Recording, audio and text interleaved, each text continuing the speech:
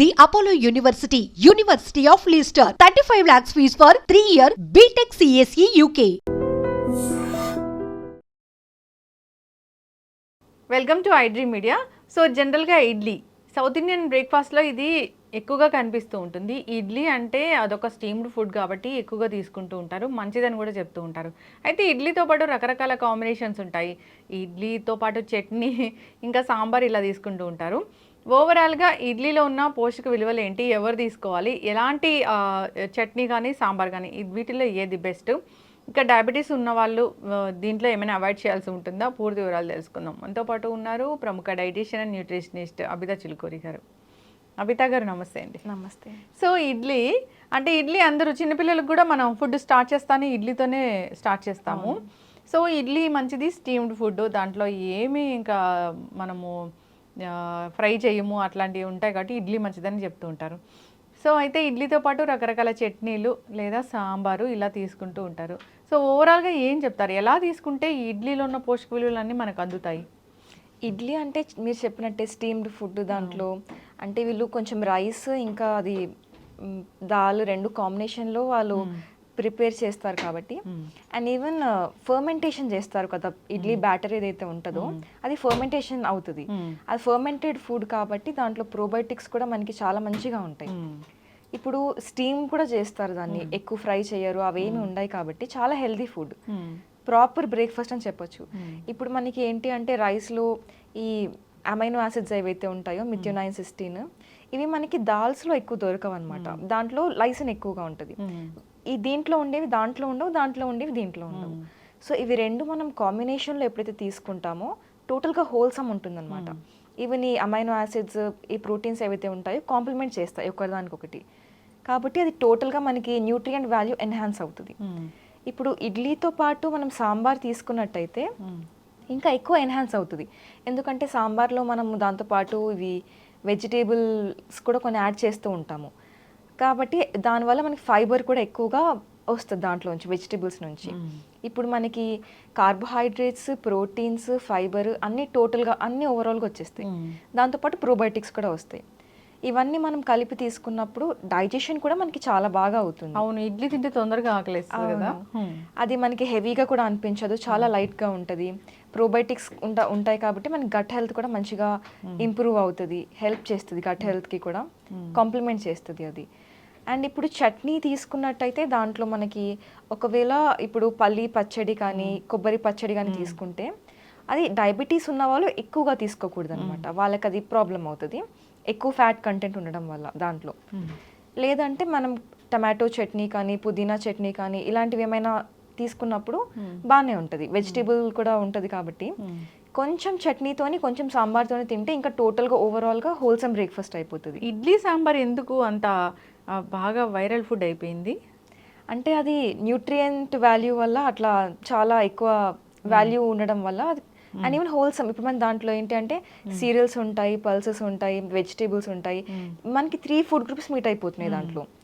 మనకి మెయిన్గా ఎప్పుడు కాన్సన్ట్రేషన్ డైట్లో ఎలా ఉంటుంది అంటే ఎవ్రీ మీల్లో మనకి అట్లీస్ట్ ఒక 3 ఫుడ్ గ్రూప్స్ అయినా మీట్ అవ్వాలి అన్నట్టుగా చూస్తూ ఉంటాము.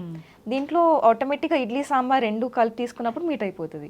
It's a very healthy choice for breakfast. And మనకి అది ఈవెన్ డయాబెటీస్ ఉన్న వాళ్ళు తీసుకున్నా కూడా ఇప్పుడు, ఎందుకంటే రైస్కి గ్లైసమిక్ ఇండెక్స్ అనేది ఎక్కువ ఉంటుంది, సింపుల్ కార్బోహైడ్రేట్, ఈజీగా డైజెస్ట్ అయిపోతుంది, షుగర్ లెవెల్స్ పెరుగుతాయి, అట్లా ఉంటుంది.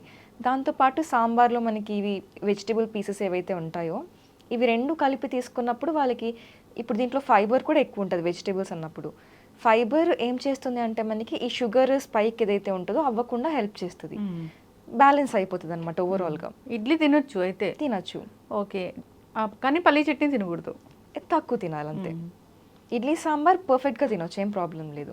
అండ్ ఈవెన్ ఇప్పుడు కొంచెము ఏమంటారు రాగి ఇడ్లీ చేయడము, లేదా జొన్న ఇడ్లీ చేయడము, క్వినోవా ఇడ్లీ, చాలా మిలెట్స్తోని డిఫరెంట్ ఇడ్లీస్ చేస్తున్నారు.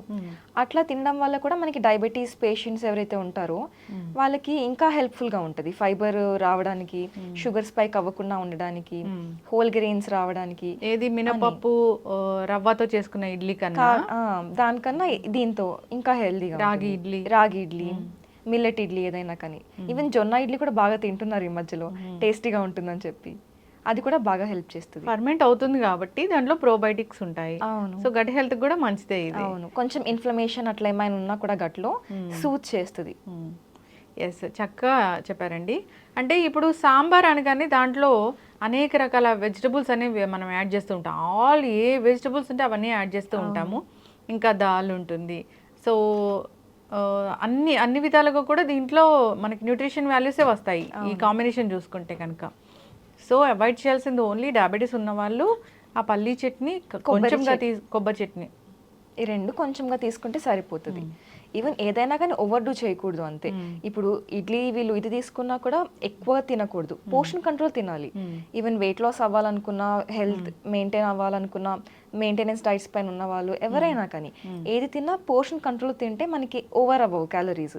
ఇప్పుడు ఏదైనా మనము ఎక్కువగా తినేసినప్పుడు ఏమవుతుందంటే క్యాలరీస్ అనేవి బిల్డప్ అయిపోతాయి. ఎక్స్ట్రా క్యాలరీస్ అయినప్పుడు మళ్ళీ ఫ్యాట్గా స్టోర్ అయిపోతుంది అదంతా. ఇప్పుడు దోశ వర్సెస్ ఇడ్లీ చూస్తే ఇడ్లీయే మంచిదా?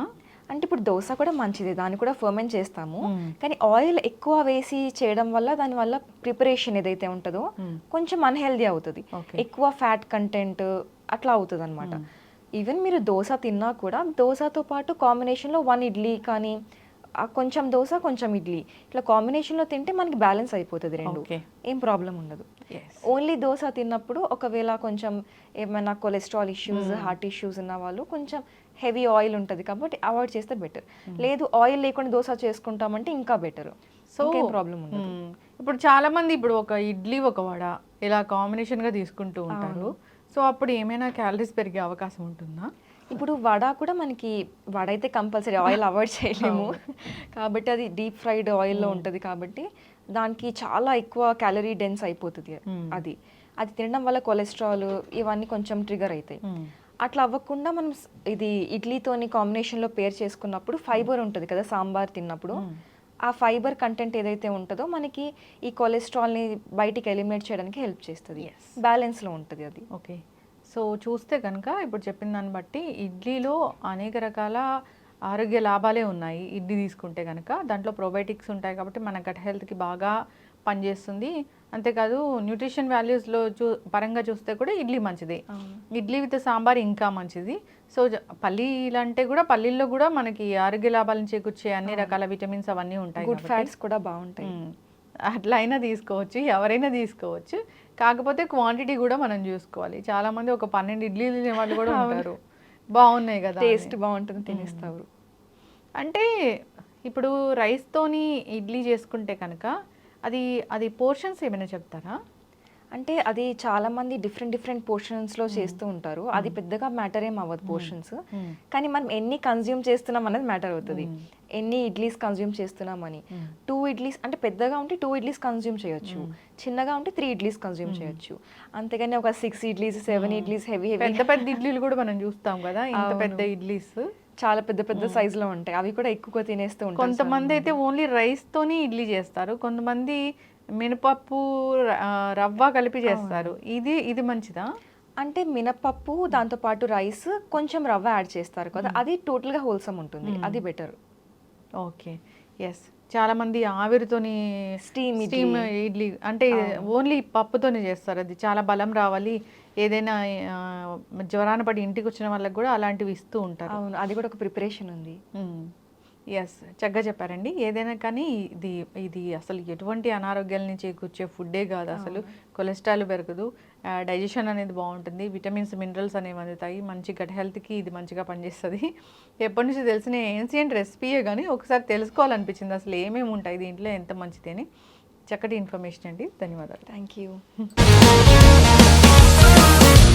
Sir, one life lesson what medicine has taught you. Whatever you can do without expecting.